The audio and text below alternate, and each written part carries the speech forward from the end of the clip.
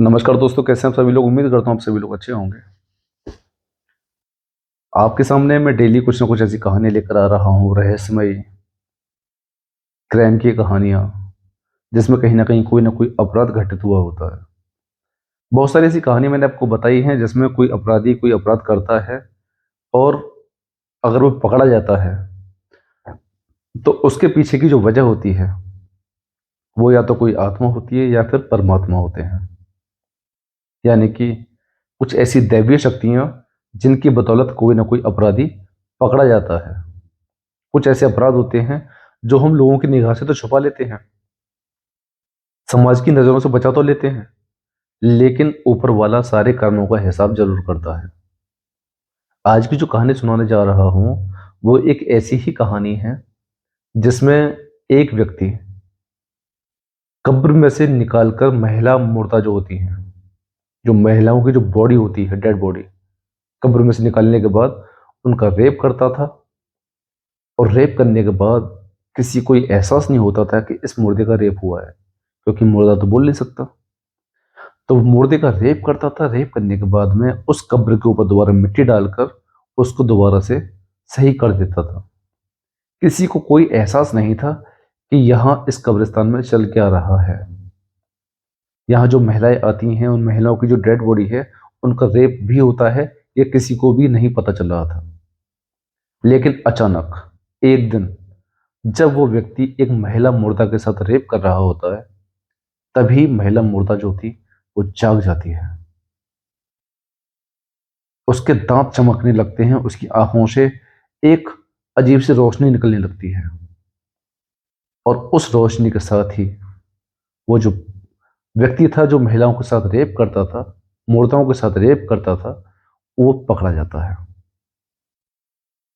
कहानी है पाकिस्तान के कराची की। कराची की कहानी है। अपराधी का नाम था मोहम्मद रियाज।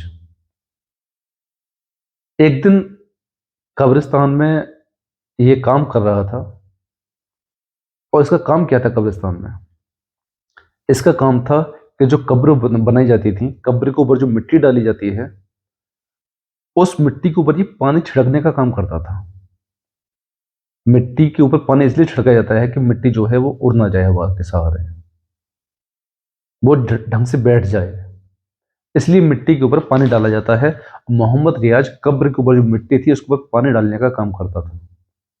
17-18 साल से ये उस कब्रिस्तान में काम कर रहा था। और एक दिन अचानक 2011 में अक्टूबर का महीना था, 31 अक्टूबर की बात है, ये एक दिन बदहवास हालत में हल्ला मचाता हुआ, चीखता चिल्लाता हुआ कब्रिस्तान से भाग के जा रहा था। अब कब्रिस्तान में जो और लोग काम करते हैं, जो वहां का मैनेजमेंट होता है, ये उसको पकड़ते हैं। पकड़ने के बाद पूछताछ होती है कि भाई क्या हुआ, क्यों चिल्ला रहे हो। तो ये बदहवास हालत में बताता है कि मैंने इस तरीके का कोई ऐसा घिनौना काम करता हूं, जो इस कब्रिस्तान में महिलाएं आती हैं, जिनका मुर्दा महिलाएं, मैं उनके साथ में बलात्कार करता हूं। लेकिन आज मैं अभी एक लड़की का रेप कर रहा था, बलात्कार कर रहा था, तभी वो महिला जो थी वो जाग गई। उसकी आंखों से रोशनी निकलने लगी, उसके दांत चमकने लगे। सबसे पहले तो लोग भाग कर जाते हैं कि कहीं ऐसा तो नहीं है कि महिला जिंदा हो। वो देखते हैं कि महिला तो मरी हुई है। उसके बाद जब ये बात वहां चारों तरफ फैल जाती है, तो लोग उस लड़के को, जो मोहम्मद रियाज नाम का लड़का था, जिसकी उम्र 27 साल थी, उसके साथ मारपीट करने को उतारू हो जाते हैं, उसे मारने की कोशिश करते हैं। लेकिन कब्रिस्तान के मैनेजमेंट वाले जो लोग थे, पुलिस को कॉल करते हैं, पुलिस मौके पर पहुंचती है और उस लड़के को अपने साथ थाने लेके पहुंच जाती है।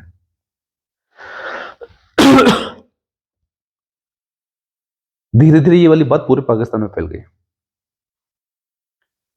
पूछताछ के दौरान जब इसका इंटरव्यू हुआ लड़के का, तब इससे पूरी कहानी पूछी जाती है कि पूरी कहानी बताओ कि ये कैसे हुआ और तुमने अब तक क्या क्या किया। तब ये लड़का अपनी कहानी बताता है कि मैं सरगोदा गांव का रहने वाला हूँ। तो सरगोदा गांव में मैं थोड़ा बेरोजगार की स्थिति में था, बेरोजगारी वहां पर ज्यादा थी। मेरे पास कोई काम धंधा नहीं था, इसलिए मैं काम की तलाश में कराची आया था। कराची आने के बाद मैं काफ़ी घुमा फिरा, काफ़ी काम की तलाश की, लेकिन जब मुझे कहीं काम नहीं मिला, तो एक दिन अचानक मेरी एक युवक से दोस्ती होती है जिसका नाम था बजीरा। बजीरा से दोस्ती होती है, उसके बाद दोस्ती बढ़ती है। मैं उसको सारी अपनी बात बताता हूँ कि मैं किस तरीके से काम के लिए परेशान हूँ, पैसों के लिए परेशान हूँ। तो वजीरा बताता है कि मैं पास में ही एक कब्रिस्तान है, वहाँ पर मैं कब्रों पर मिट्टी डालने का काम करता हूँ। अगर तुमको कोई ऐतराज़ ना हो, तो मैं तुमको कब्रिस्तान में काम दिला सकता हूँ। मुझे पैसों की काफ़ी ज़रूरत थी, इसलिए मैं वजीरा की बातों पर विश्वास कर लेता हूँ और विश्वास करने के बाद मैं पैसों के लिए उस कब्रिस्तान में काम करना शुरू करता हूँ। तो वजीरा का काम था कि वो कब्रों के ऊपर मिट्टी डालता था और मैं मिट्टी के ऊपर पानी छिड़कता था, जिससे कि जो कब्र है, वो थोड़ी-सी भारी भरकम हो जाए, ठोस हो जाए। अब एक दिन मोहम्मद रियाज देखता है कि वजीरा एक कब्र में से निकल कर आ रहा है। अंधेरा था, शाम का टाइम था, वहां उसके आसपास कोई नहीं था, लेकिन वजीरा जो था, वो एक कब्र के अंदर से निकल कर आ रहा था। रियाज पूछता है कि ये तुम कर क्या रहे थे और कब्र के अंदर तुम कैसे पहुंचे? तब वजीरा बताता है, दोस्ती के नाते सारी बातें बता देता है कि यहाँ जो अभी बॉडी आई थी एक लड़की की, मैं उसका रेप कर रहा था, उसका बलात्कार कर रहा था। बहुत ही ज्यादा घिनौनी हरकत, जहाँ महिलाएं अपने जीवन में जीते जी पता नहीं कितनी प्रताड़ना झेलती हैं, कितनी यातनाएं झेलती हैं, शारीरिक शोषण झेलती हैं। वहीं पर महिलाओं को मरने के बाद भी नोचा खसोटा जाए, उनका रेप किया जाए, बलात्कार किया जाए, तो ये तो बहुत ही ज्यादा घिनौनी एक ऐसा कृत्य हो गया जिसको कभी माफ नहीं किया जा सकता। तो रियाज जब पूछता है और वजीर उसको सारी बातें बताता है, तो वो भी अपनी इच्छा जाहिर करता है कि मैं भी करना चाहता हूँ। अब ये दोनों मिलकर महिलाओं को रेप करने लगे। जो मुर्दा महिलाएं आती थी, जो डेड बॉडी आती थी, ये उनका रेप करने लगे, उनका बलात्कार करने लगे, ये घिनौनी हरकत करने लगे। पुलिस ने पूछा कि किस टाइप की महिलाओं के साथ में तुम, कौन सी कैसी डेड बॉडियों के साथ में तुम रेप करते थे? तो उन्होंने बताया कि, रियाज ने अपने बयानों में बताया कि जो महिलाएं की बॉडी आती थी, जो अभी हाल में 1-2 घंटे पुरानी होती थी, ताजी बॉडी जो होती थी, हम उनके साथ रेप करते थे। तो तुमको कैसे पता चलता था कि ये बॉडी ताजी है, कैसी है? बोले हम लोगों पर निगाह रखते थे कि कौन सी बॉडी अभी आई है। पुलिस ने फिर सवाल किया कि तुमको कैसे पता चलता था कि कौन सी कब्र महिला की है और कौन सी पुरुष की है? तो रियाज ने बताया कि जिन कब्रों के ऊपर चादर पड़ी हुई होती थी, एक पर्दा पड़ा होता था, इसका मतलब है कि ये जो पर्दा वाली कब्र है, ये किसी महिला की कब्र है। महिलाओं की कब्र के ऊपर इसलिए पर्दा डाला जाता था, एक शर्म के लिए, हया के लिए, जिससे लोगों को ये क्लियर हो जाए कि इसमें कोई महिला दफनाई गई है। मरने के बाद भी उनको शर्म और हया की दृष्टि से देखा जाए। तो पूछताछ के दौरान रियाज ने बताया कि जो असर की जो नमाज होती है, 4-5 बजे की जो नमाज होती है, उसके आसपास जो भी महिलाएं आती थी, जो महिलाओं की बॉडियां आती थी, हमें ये पता चलता था कि ये बॉडी अभी आई है और ये ताजी बॉडी है, तो हम उन्हीं के साथ रेप करते थे। पुलिस ने पूछा कि तुम रेप करने के दौरान कब्र को किस तरीके से खोदते थे? तो उसने बताया कि हम हमेशा कब्र को पैरों की तरफ से खोदते थे, जिससे कि उसके बॉडी के ऊपर, शरीर के ऊपर मिट्टी न चली जाए। तो जो बॉडी जो दफनाई जाती है, उसके ऊपर एक स्लैब लगाई जाती है, या तो वो स्लैब पत्थर की होती है या फिर लकड़ी की। और पाकिस्तान में ज्यादातर ये जो स्लैब होती थी, ये पत्थर की होती थी, ये अभी भी होती है। तो वो पैरों की तरफ से थोड़ी सी मिट्टी हटाते थे, उस स्लैब को थोड़ा सा खिसका कर उस कब्र में प्रवेश करते थे। और वो स्लैब इसलिए लगाई जाती थी कि जो मिट्टी डाली जाती थी इसके ऊपर, वो बॉडी के ऊपर ना पहुंचे। तो मिट्टी को हटाने के बाद, पैरों की तरफ से हल्का स्लैब हटाने के बाद में जो महिलाएं होती थी, उनके साथ में वो इस तरीके की घिनौनी हरकत करते थे, उनका बलात्कार करते थे। पुलिस ने अपनी पूछताछ से पूछा कि तुमने अब तक कितनी महिलाओं का रेप किया है, मुर्दा महिलाओं का।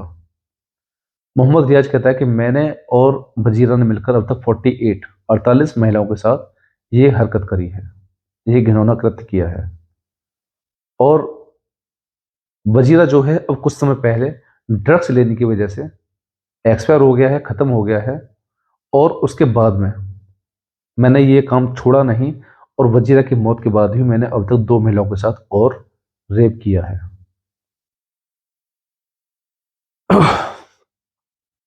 लेकिन आज जो मेरे सामने एक कारनामा हुआ, जो एक ऐसी आश्चर्यजनक घटना हुई जिसकी वजह से आज मैं पकड़ा गया और मैं आज आपके सामने हूँ, वो बताता है कि आज मैं एक महिला के साथ जब ये ऐसी घिनौनी हरकत कर रहा था, तो मेरी निगाह उसके चेहरे पर जाती है, जहां से उसका हल्का सा कपड़ा हटा हुआ था ऊपर चेहरे पे से। उस महिला के दांत जो थे वो चमक रहे थे। जब मेरी निगाह उसके और चेहरे पे ऊपर की तरफ जाती है, तो मैं देखता हूँ कि उसकी आंखें खुली हुई हैं और आंखों से एक अजीब सी रोशनी निकल रही है। मुझे लगा कि कहीं ऐसा तो नहीं है कि मेरे इस कृत्य की वजह से, इस काम की वजह से महिला जो है वो शैतान बन गई है। अल्लाह जो है मेरे को कोई इसका गुनाह की सजा देने वाला है, या हो सकता है कि ये महिला अभी मेरे को यहाँ पकड़ ले, दबोच के मेरे को खा जाए, ये कोई शैतान हो। इसलिए मैं उस कब्र से चीखता चिल्लाता वो अपनी जान बचाकर भागा और मेरे को पब्लिक ने पकड़ लिया।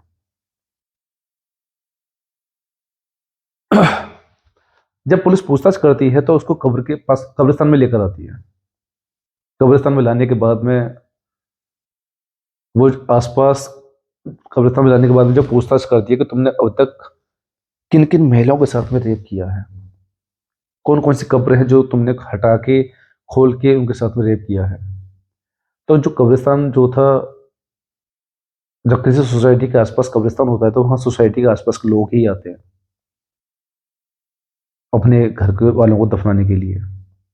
जब उन्होंने इस घटना के बारे में सारी बातें पढ़ी, तो जिन लोगों ने अपनी महिलाओं का वहाँ पर दफनाया था, वो सभी वहाँ पहुँच जाते हैं।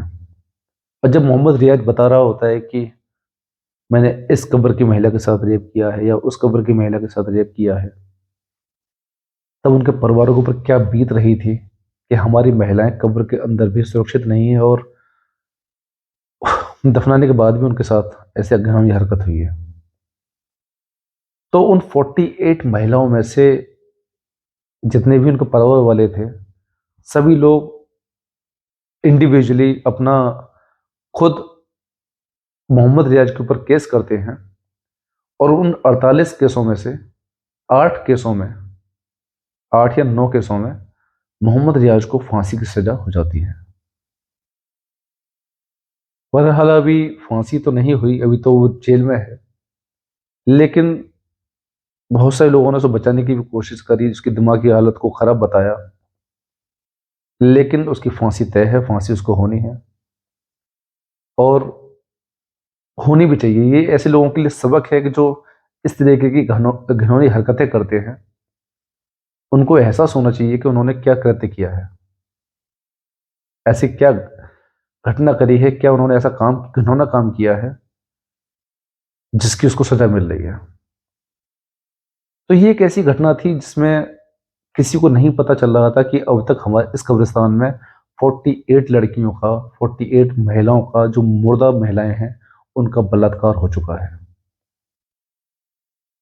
कोई उन लड़कों को पकड़ने वाला नहीं था, किसी को कानो कान खबर नहीं मिल पा रही थी। लेकिन अचानक एक दिन ऊपर वाले की ऐसी कृपा रही,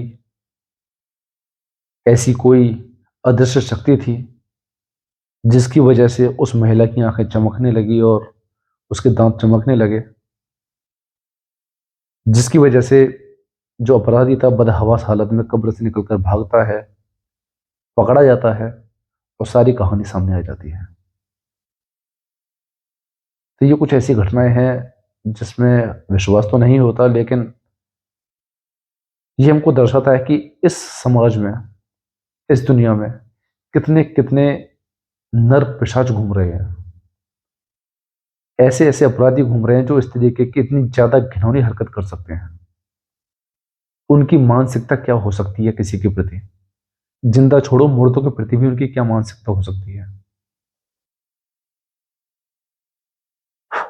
ये कहानी थी, और इस कहानी में उस व्यक्ति को, उस अपराधी को सजा बिल्कुल होनी चाहिए, फांसी होनी चाहिए। बल्कि ऐसे लोगों को तो समाज के हाथों सौंप देना चाहिए। समाज उनके साथ जो भी करे, जैसे भी उनको मृत्यु दे, वो ज़्यादा ठीक रहेगा। तो आज की जो कहानी थी, अजीब क्राइम की कहानी थी, जिसमें एक पुरुष जो है मुर्दा महिलाओं के साथ रेप करता है, और समाज को ये आईना दिखाता है कि हमारे समाज में किस तरीके के, कितने ज़्यादा घिनौनी हरकत वाले लोग रह सकते हैं, कितनी छोटी मानसिकता के लोग रह सकते हैं या रह रहे हैं। तो फिर मिलते हैं फिर किसी नई कहानी के साथ अगले वीडियो में। तब तक के लिए नमस्कार, जय हिंद।